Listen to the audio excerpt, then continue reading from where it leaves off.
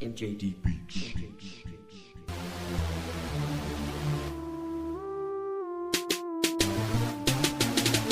Live on the National Sports Studios from Spreaker.com, you are listening to In the Paint with Jordan Hunter and your host, Cameron Sadeghi.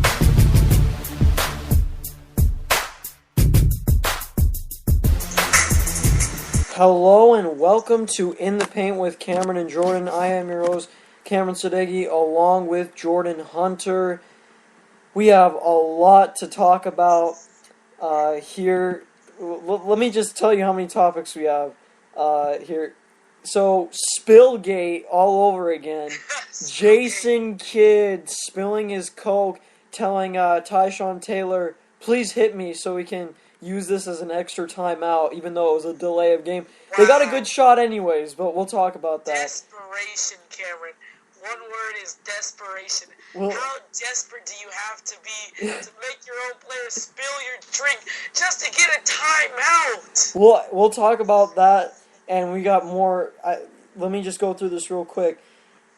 Feud alert. The Cavs really going through some team issues right now. Dion Waiters accusing Kyrie Irving of him not passing the basketball. Talk about Dion Waiters, where he might go if he gets traded. I think he wants to get traded by the way he's talking. George Karl really mad at Mark Jackson again. So it seems like Karl is desperate for a job. We'll talk about that. And the Bradley Center, they love giving out cheap tickets. 26 home games for $99. I suggest you get your popcorn and soda and watch some more OJ Mayo Bricks and Company. But Warriors, I just can't believe they're doing that. Warriors and Thunder, great finish with the Russell Westbrook game-winning shot. And then our players of the week, I think both of ours, it's not really that big of a surprise. And then Nets, their woes continue. Especially almost blowing that lead in against Toronto. And then the Pacers having fun. And the Jazz look like the worst team ever in the history of basketball. So, let's start with the Cavs. What is going on with the Cavs? The Cavs, they're losing games left and right. It's getting ugly. I don't know what's happening. Right now, they're standing at 4-12, one of the worst teams in the league. Now, bringing back to the point that you made about Kyrie Irving not passing the ball, I don't think that he's not passing the ball. I just think he's feeling that he needs to take the big shots. Dion Waiters is getting mad and jealous that he's not getting the big shots and he's not being the gunner. Because he's a gunner. We know Dion Waiters is a gunner. Yeah. So, I'm noticing a lot of sore losers. Omer Ashik, George Karl, even Dion Waiters, guys who are just sore and mad about not getting their previous position that they had a year ago. George Karl, I'm surprised no one picks him up this season because he's a great coach. But he is. To dig in on your former player who was the best player on your team last year, that's kind of low for a high-class coach like George Karl. So I don't know why he made that move. And Dion Waiters, trade him. Trade him for a player like Iman Shumpert. That's a good trade. That would actually be a good trade because that would give that team a different dynamic. They seem like they're just so discombobulated all over the place. They don't know. Defensively, they're horrible. I thought they would be better, and then offensively, I don't know if guys are trying to fight for their numbers or what the case may be, but I don't know if it's all Kyrie's fault. I'm going to put the blame on Mike Brown. Because as a coach, you can't tell your guy, you can't have this much talent and then continue, and they're young, they don't have that many injuries. I know the Bynum thing, but they can still fight through this. I just don't like the way Brown is operating. Yeah. I was reading on the score, they're talking about the coaches who could be on the hot seat. and they mentioned Mike Brown, but yeah, this is a team who came in wanting to make the playoffs, hoping to make the playoffs so be a good place for LeBron to go next summer. But at 4-12, towards the bottom of their division and towards the bottom of the Eastern Conference, it's like Mike Brown needs to. We know he's a good coach. We know he has the capability of being a good defensive coach, but their team just isn't good defensively. That's why I think you trade Dion Waiters and get a good perimeter defender, whoever it is. They're just out of control. To me, they're kind of like the Nets. Yeah. Well, no, actually, they're the exact opposite. The Nets have an inexperienced coach with an experienced team, while the Cavs have an inexperienced team with an experienced coach. Do you want to talk about the Nets, Cameron? About Jason Kidd? Spillgate. He's trying to get a timeout. What coaches will do to get a timeout these days? Now he's fined $50,000. Come on, Jason Kidd. Was it worth it? You lost to the Lakers anyway. Come on. It was a good shot. Just Paul Pierce. So it's just a make or miss play. Yeah, And he had a good look. He had a really good look. yeah, I was actually shocked at how good of a look. You know what? Okay, I know you hate the show Open Court and Chris Webber and Steve Smith making fun of Shaq and the Lakers for cheating, even though that wasn't the case. But speaking of cheating, what is Xavier Henry doing looking at the Nets play? Stop doing that, Lakers. You could have won. Why did you have to do that, Xavier Henry? But look, the Nets are all over the place. To me, they have to go through Lopez. They don't. I don't even know what their offense is. Defensively, that's the most surprising part. I know they're not laterally quick, but they should be able to communicate well and get to spots rather quickly. Yeah. And they're all over the place, getting out rebounded by teams that are way smaller than them. I mean, Brook Lopez and Garnett, it should be barbecue chicken down there. But Blatch, well, come on, with Lopez, yeah, come on, he can haul in a lot of boards.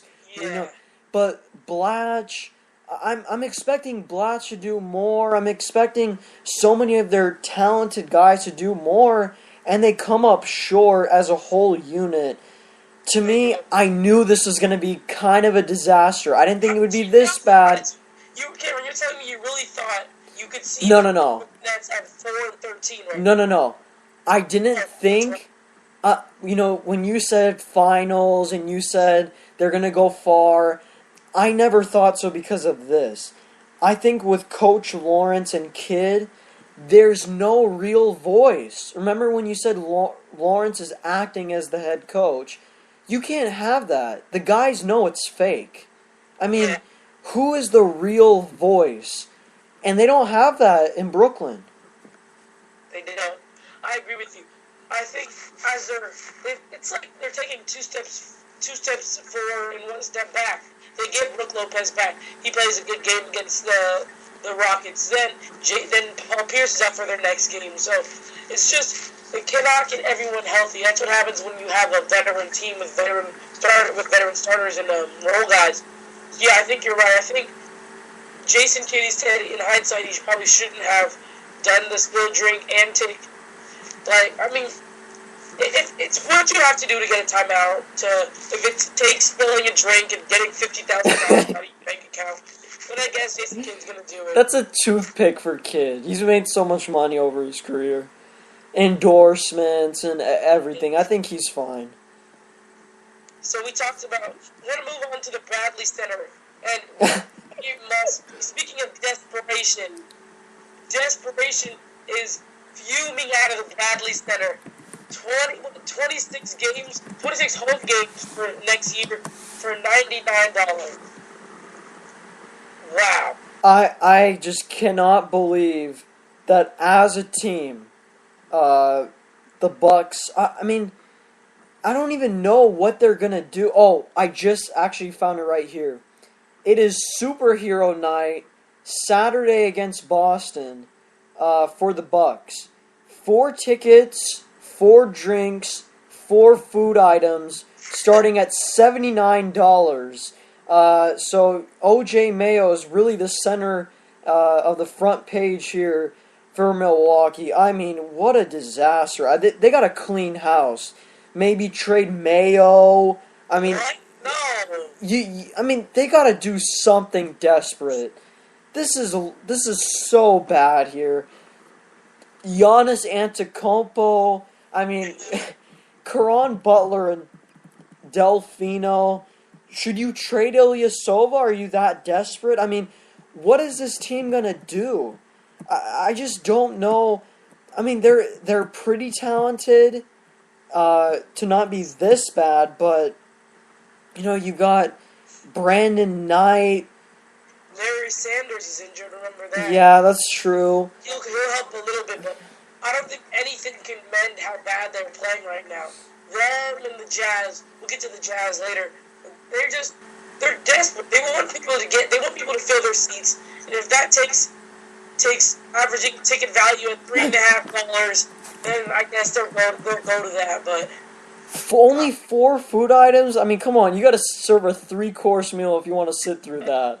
I mean, I'm sorry, if you're a Bucks fan, I know it's been such a disaster, and you would think that with Larry Drew as the head coach, that they would be a little bit better defensively, but they're giving up a ton of points in transition, making teams look amazing in transition when they're really not. But, you know which matchup I want to see? Bucks, Nets. Oh, gosh. And whoever loses that will really tell me who's going to be the number 1 pick. I mean, Bucks, Jazz, Nets. Horrible basketball. Gosh, okay. So, let's move on to a game last night that, in my opinion, was the best game so far of the year. The Golden State Warriors traveling to Oklahoma City in a thriller. Cameron, was that one of the better games you've seen this year?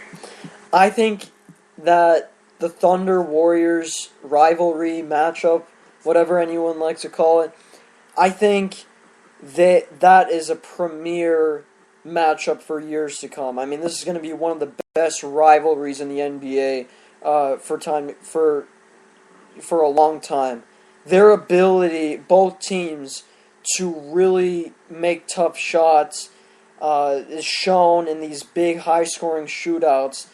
Again, I like the Thunder, but I think both of these teams have execution problems. I think if they face San Antonio, I feel like they'd both lose. Both teams would lose. I think even if they face a team like Minnesota, I think if you look at the Thunder, if they face a team like Minnesota, they would struggle. I just don't know if any of these 2 teams could beat San Antonio in the future. Well, Minnesota, they're not as good as projected earlier in the season. They're standing at 8-9 right now. But I think all teams go through that. I think Rick Adelman does a great job of getting his team out of a bad funk, and they can find ways to maybe get a 10 to 15 game winning streak. Whoa, Rick Adelman took the '08 Rockets without Yao Ming, and without Tracy McGrady, and they had the second longest winning streak in the history of the NBA. So, if there's one coach I trust, it's definitely Rick Adelman. So, you don't see the Warriors and the Thunder in the Western Conference Finals? I think one of the 2 teams will make it, but I don't think they'll come out of the West. What do you see? I mean, I think it's definitely possible for both those teams to make it, because when the Warriors get Iguodala back, they'll be so much better. The Thunder have all their guys. The Thunder, I feel like, are better at executing down the stretch. Yeah, they've become better. I have to give them a lot of credit. They've come leaps and bounds from the past, especially last night too. But go ahead. That over-the-head pass from out of bounds by Jeremy Lamb was crazy. He didn't even know where he was, just threw it back. It happened to land in Westbrook's hand, who made it. I was surprised Westbrook made that shot. Yeah, I mean, again, That was a tough shot, but overall, I think, to me, you know why I say Minnesota is because if Minnesota faces Oklahoma City, I really think Kevin Love could stretch the floor and Pekovic can beat up Perkins inside. You don't think Perkins can handle Pekovic? No, I think Pekovic is one of the more underrated centers in this league, True. and I don't think that Perkins defensively can hold on, and that would be a really interesting matchup to see Cephalosha trying to chase Kevin Martin through like 30 screens a night, but that would be a lot of fun to see that matchup. Yeah, that would. That could be first, maybe second round, depending on how it goes. Yeah. So, Cameron, do you want to say your player of the week now? Oh my god, this guy, hyped up everywhere. He calls himself the best point guard in the NBA. He's averaged. Oh my gosh. He's scored 30 points or more in 3 straight games. John Wall, mixtape material. John Wall, not a surprise. I think he's finally understood the tempo of the game, and he's in basketball. It's all about change of speed, change of direction. He's finally getting there, and it's a process. And I love how he's enjoyed this process, and he's worked so hard throughout this process. And John Wall deserves a lot of credit in Washington. Yeah, I think John Wall is playing out of his mind right now. As he said he wants to be one of the best point guards in the league, and I think by playing the way he is and stretching the floor and getting fast break points like they do, I think that could definitely help his case. My the week, Lance Stevenson. Lance walking triple-double Stevenson. 2 triple-doubles already on the almost a third one last night against the Wizards. Go ahead.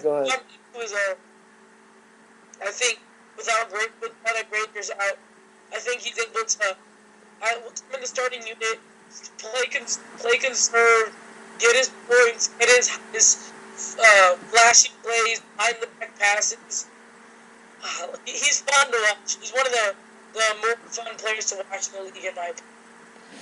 Also, I totally agree. I think he's elevated his game all around.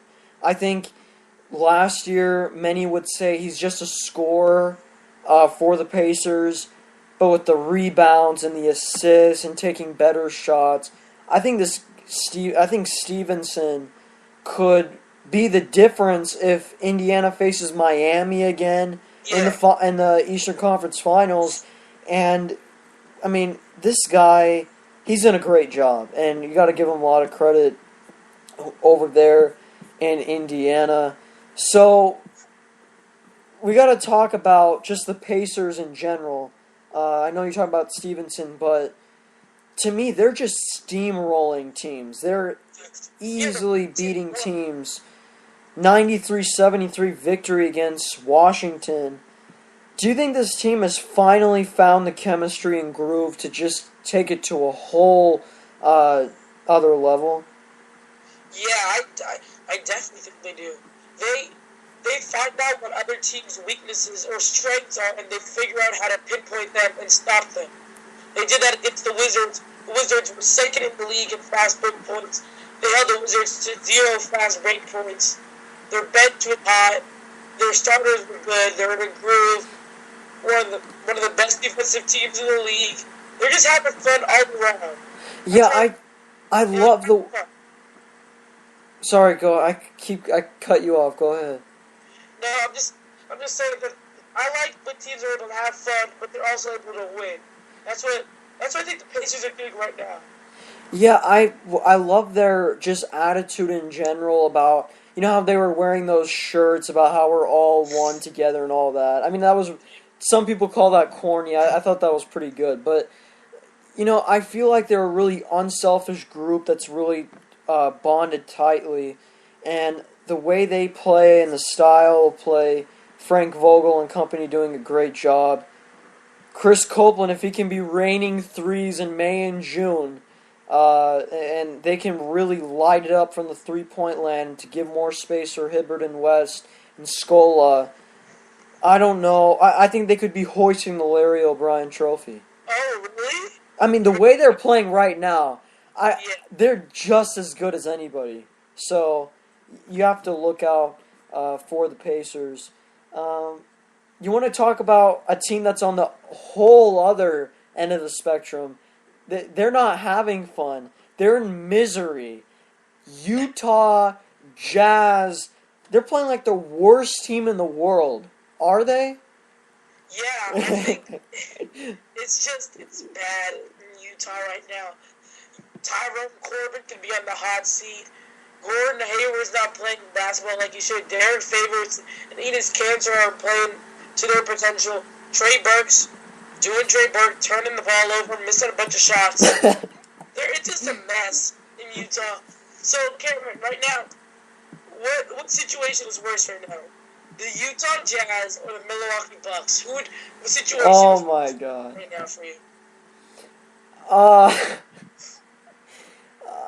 Equal. I can't even. I mean, I'll just go with Milwaukee because I feel like the Jazz, with Cantor and Favors, that maybe they'll build their future around both of them and Hayward. And maybe if Burke, becomes that great point guard that many have seen, National Player of the Year in college. I just feel like with the Bucks, though, I mean, you got the Ilyasova thing. He's a big contract who's very productive. He's your future along with Mayo. Ilyasova? Yeah, I think he's big. Would you trade him? Because you could get a lot out of Ilyasova. I think you're overvaluing. I think he's a good player, but I wouldn't put him at. Okay, if you're a championship type caliber team, like let's say you're even Oklahoma City, and you want an extra bench guy who can really produce, you would give up some. You would maybe give up a few draft picks for Ilyasova. Well, the way he's playing this season, I think that diminishes his value because he has scored over 20 points all season. So I think he's not that valuable, but I think keep him on the team. Maybe trade him. You can get a piece or two for him. I don't think you can get much of that. Yeah, and we've mentioned the Bucks and the Jazz, but I want to get to the Jazz against the Bulls. After the Rose injury, the Bulls went into Utah for a classic 1998 NBA Finals rematch. Not really, but whatever. It was more like Luol Deng against Gordon Hayward, not Michael Jordan against John Stockton. But did you think that was just a horrible game by the Jazz? They've had opportunity after opportunity, but Luol Deng and company, just the way they played against the Jazz, it was just a crazy game. Yeah, that is very crazy. And I thought the Jazz had him. You're supposed to hit them when they're down. They just lost Derrick Rose. The Utah, come on, you're supposed to take advantage. You're not even. You have a better team. And in my mind, Utah had a better team at that point because I don't think the Bulls players are interesting to me. Luol Deng is going to have to step up big time. Joakim Noah's having a mediocre season. Yeah. I don't know what's going on with him. He needs to go back to that All-Star form he was last season. Hey, Joakim Noah was very good last season. I agree. I feel like the one guy who they're putting too much on is Dunleavy. I think they're playing him way too much in Chicago. I feel like he should reduce his minutes because I've never seen Dunleavy. I mean, he's getting up there in age. He's playing way too many minutes, and they're asking him to just light it up from downtown, and I don't think he's that type of guy. And he is. He's a knockdown three-point shooter. Okay, but yeah, that's true. But you think consistently, but they're asking him to do more. They're asking him to facilitate. They're asking him to be a defensive shutdown guy. I think that's too much. Panting his way through that game. I mean, post up after post up trying to Yeah. feed him inside, fall away jumpers at the free throw line, praying that they can just pull it out against Utah. It's really bad over there in Chicago. Some are So, saying blow it up. Do you think they should blow it up? yeah, that's a question to everyone. Yeah. I don't know. It's like, I don't know where they're going to finish now that Derrick Rose is out. I don't know. I mean, they have the same team as last year, except they don't have Bellinelli or Nate Robinson. So it's like, should they try and contend for a playoff spot and then get bounced in the first round? Well, like, I was thinking about this because the draft is going to be so heavy loaded with great talent. I was going to say, if they go to the lottery, like, it just becomes a disaster. Do you think that they should trade anybody, or should they just get the great pick, and then when Rose comes back, they would just be an incredible team? If that happens, that's a real extreme. I think they should wait for Derrick. Should they? I don't know if they should do the same thing they did last year and wait for Derrick Rose, or like you said, trade, blow it up, and get a good draft pick. I don't know though. I think they're not gonna purposely tank. Like their team isn't good enough to actually win all the games, so they might get a lottery pick. Would you trade Dang to Utah or Milwaukee just to get the first pick in the draft? I might. That would be interesting. Would you do that if you were the GM? If you were Gar Foreman, would you? I can't believe Gar and Tom Thibodeau are in huge. According to Slam Online, there's a toxic relationship between the two. But do you think that they should make that trade? Like, because Dang is really a guy that a lot of teams would want. Do you think Utah or Milwaukee would want him? I think definitely would. Who wouldn't want Lou Alcindor? Yeah. But who would you trade? Would you trade Gordon Hayward, your future? No, I'm just saying, like, Utah should give up their first-round pick for this year for Dang and another pick in the future and some money. That's a lot. Well, Utah, you gotta pay the price. You better come up to the table with a good offer. I mean, if the Bulls really want to put themselves, I think if they get a top 5 pick, and I'm saying Chicago, they could definitely be a finals team with Rose. Like, I think they would be a lock for the finals. Yeah, they'd be pretty good. But so, do you think the way the Bulls are playing? When do you think they're going to finish in the East now that Derrick Rose is out of the season?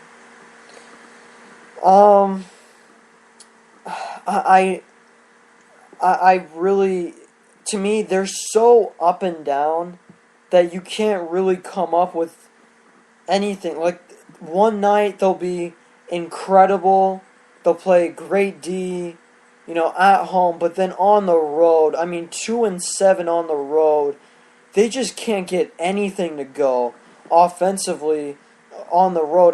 Defensively, they'll hang in games, but their execution is just really poor. I don't know if they are a team that can... You know what? I think they're an 8 seed. Yeah. Or a 9 seed. I think they're better than Cleveland still. Well, they play Cleveland tonight. So we'll see. The quick loads are...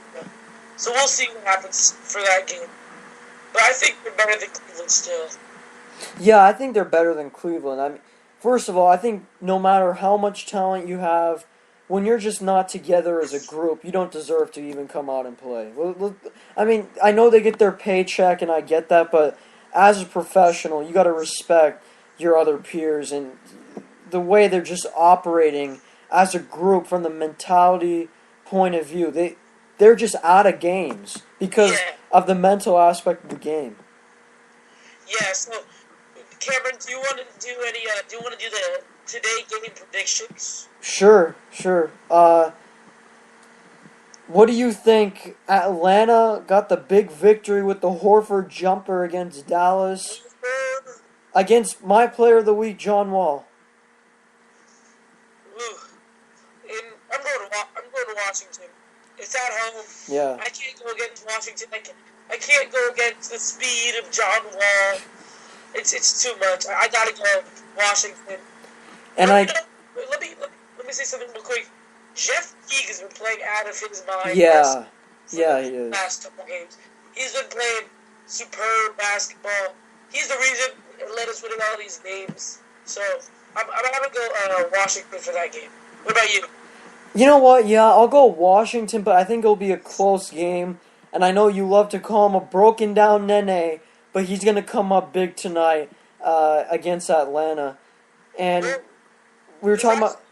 Nene's day-to-day for Nene Beal, your boy Al Harrington day. They're all questionable for today's game. So, but if they don't play, I'm going to win Atlanta. Yeah, I'm just a little surprised at Al Harrington. I expected better. I mean, he's at least getting the team together, hosting Thanksgiving at his house. That was pretty nice getting the team together. Big kudos to Al Harrington for doing that. But, hey, team bonding right there. Al Harrington gets it done. So, let's keep going. Chicago and Cleveland, who do you have? I know you already said, but... I'm actually going to change it and go Cleveland. What? I think we'll put it together. So the feud alert is over in Cleveland. No, I think it's still there. I think it's there. It's proudly there. They're still arguing on the court, probably. But I think we'll get the win today. I think Kyrie Irving will play well. Deion Waiters will get the ball, hopefully, and make some shots. Anthony Bennett will finally not be a bust. Oh, that's mean, but okay. Sam Bowie. Oh no, don't go there with Sam Bowie.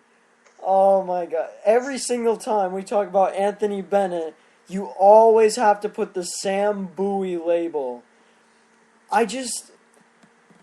He's got to make a big career decision, Bennett. I think he either has to say, I'm going to be just a 3-man, or I'm just going to be a 4-man. Or I'm just going to be in the D-League. He should go to the D. He should ask Cleveland, hey, can I go to the D-League, play 25 games? You know, make... Games? No, maybe 10, how about 10 games? 10 to 15 games? Yeah. I don't know, for the main Red Claws with Fab Melo. I mean, maybe just play... Take a lot of shots, be a gunner, score 25 a game, try to get a triple-double every night. Make the back up. I think that's really what he needs. Make the fans excited in D-League land. So, what about NBA TV? Brooklyn, Memphis. I'm going Memphis. Yeah, I'm going to go Memphis by 15. Wow. Yeah, that's what I think about the Nets, so. I think Darren Williams is still out. Kevin Garnett's still out. So, Paul Pierce is out, not Kevin Garnett, but. So they always have injuries, blah, blah, blah. Joe Johnson is the only guy who's consistent. ISO, I'm sure he's loaded up in Brooklyn, getting able to ISO in one game, so. Hey, he's definitely getting his numbers, putting up those amount of shots. What about this game? Really interesting one. Minnesota and Dallas, but it's in Texas. Kevin Love against Dirk Nowitzki, and then Monte Ellis against Kevin Martin. That is a good game. I'm going to go Dallas. I'm going Dallas at home. You know what? I'm going to agree with you with Dallas. I think the first one to score 115 wins. It's going to be a shootout. Kevin Love and Dirk will be raining threes, and Kevin Martin, Monte Ellis getting to the bucket. I think it'll be a really interesting game. I'm going to go 115-112 Dallas. And with Minnesota, I think when they come back home, that's when they'll get things together. I don't think they'll get things together on the road. Yeah, they got OKC coming up after Dallas. Yeah, so I think... They get home, and to get back to the flow. And I think they'll go on a 10-game win streak coming up soon. What about Houston and San Antonio? Wow, that could be the game of the night. Potential Western Conference Finals, maybe? Maybe. I'm going with San Antonio at home. Easy choice. Jeremy Lin's still out. Ooh, but Tony Parker is day today with an ankle sprain. So I'm still going with San Antonio. They're playing really good basketball right now, and I can't go against them. Yeah, I'm gonna go with the home team, San Antonio, for this one. Also, Harden didn't play as much as usual with the injury last night. Well, they didn't have to. They blew out Brooklyn. But again, yeah, but he could have still played more. I mean, icing is yeah. I don't know what happened there. I heard it was an injury, but you're right. He didn't have to play that much. I wouldn't be surprised if the Rockets win. 36 points. Okay, I wouldn't be surprised if the Rockets win, but Yeah. San Antonio, I think Houston, when they get back home and Houston will get a winning streak going. It just won't happen against San Antonio. What about this game? Mr. Eric, well, not Mr. Eric, but Hornacek against Tyrone Corbin. Suns, Jazz at the Ballroom Dance Arena in Phoenix. That's what their court looks like. I just call it that every single time. Phoenix. I think Phoenix is good. Bledsoe's back. So that's good for them with Bledsoe. So Bledsoe's a deciding factor for me for the Phoenix Suns. So I'm going Phoenix 95. No, I'm going 105, 90. Wait, 105? Yeah. Utah doesn't play defense. That's true. I think Phoenix will just run him out of the gym. They won't get back on D. I mean, Goran Dragic and Eric Bledsoe is deadly. I know they'll be asking for the outlet pass from PJ Tucker at half court, and PJ will be trying to run for layups. I think PJ will have a good night, 18 points, maybe all of them layups. Yeah. But Marquise Morris is becoming better. They're developing a very interesting to watch. Yeah, I mean, I think. Wait, go ahead. I said Channing Frye's a deadly point shooter. Yeah, he'll be trailing Dragic and Bledsoe, demanding the ball, calling for the ball at the half court because he thinks he has range from half court. But I mean, Frye will be lining it up from three. But to me, that game, I think Phoenix, they need to take care of business, and I think they'll get that opportunity at home. So, what do you think about Kobe coming back Friday? It's definitely a possibility. I mean, I'd be happy if he did because I want to see him bust 25 on the Sacramento Kings. So, if he does, it would be good. Hopefully, tickets to that game to watch it live. In the beautiful Sleep Train Arena. Lakers mixer.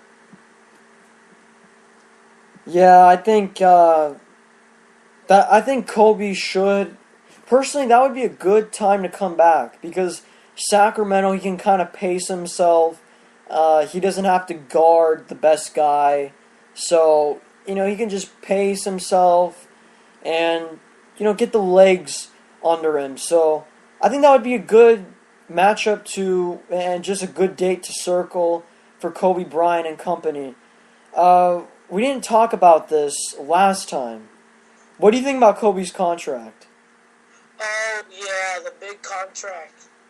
I have mixed feelings about it because I know it's kind of high for Kobe, but I think it's what he deserves, but it's not what the team needs. The team needs for him to take less money so they can sign a big fish free agent next summer. So it was a good move for the Lakers and Kobe, for honor and loyalty and all that gushy stuff. But I don't think it was a good basketball move. Mitch Kupchak and bust. They said It was a good move, and it's going to help him. It's going to be tough, but they said it's going to help him. But I don't know. Hopefully it was a good move, but Kobe probably sitting on a billion money right now. Sitting on $5 million. Yeah, I think I would agree with you from the basketball point of view, but then Kobe retaliating and telling off everybody on Twitter saying, telling the world that they don't know basketball business and that athletes need to understand basketball business and that everybody in the world everybody who's criticizing him has no clue. I think he's a little sensitive and overreacting about that. So he realizes that it wasn't that good of a deal. I mean, what like $24 million a year? That's a lot of money, and I think he's realizing that it was a good deal for him and his family, but not for the Laker organization 2 or 3 years from now. I agree, and I would agree with you on that. Do you think that Pau Gasol will eventually get traded? I see him ending his career. Once Kobe leaves, I think he'll get traded, but as long as he's there, he's staying. I think, but do you think there's real value, like a lot of value right now for Gasol? Or do you think they don't want him just because of age? There's some value. I don't know how much, but I think there's some value. He's like someone like maybe you trade him for a first round pick, but I don't know if Chiefs will give up a first round pick. Like, I don't know if the Bucks will give up their first round pick for Pau Gasol. I think the Lakers won first round for Silva and the first round pick for Pau Gasol. Wait, okay, say, so you would trade Gasol for a first round pick? And throw in Ilya Silva. Wow. You think, okay, so Ilya, wow, that would be really interesting. So that would be Kobe, Ilya Silva came in. The Lakers would look better in the future, I think, if they had Ilya Silva, just because of age. You look at Gasol, again, I think the age thing might hurt them down the line, so I think you're right about that. Just the Bucks and the Jazz, to me, they desperately need to make big moves. If they're just going to keep their teams the way it is, it's just going to be misery. They've got to do something in February. Yeah. They're going to have to start selling their tickets for free at the rate they're losing games. I know. Okay, you either got to give a 3-course meal, a buffet, something special, okay? Buffet. Maybe put TVs at every seat. I mean, give something new to the fans. Bradley Center, Energy Solutions Arena, you guys got to step it up. The Barclays, now they've stepped it up, but their team's just not performing. But you can enjoy the other things over there at Barclays. But yeah, it's disastrous over there in Utah and Milwaukee. Do you have anything else you want to share before we head on out? Nope, NBA's been pretty quiet on them, but just some good games, good basketball. It's been a good season so far. I think a very competitive season, in my opinion, and it's been a very good season. The Pelicans, I mean, you got teams like the Pelicans and the Pistons. They're making, they're young teams on the rise, and I think we need that more in this league, and we're finally getting it. In years past, there wouldn't be really teams on the rise, a lot of teams on the rise. I feel like there are a lot of teams on the rise. Do you see that same trend? Yeah, Pelicans, after Trailblazers, the whole team, Trailblazers are probably out of that class because they're playing great basketball.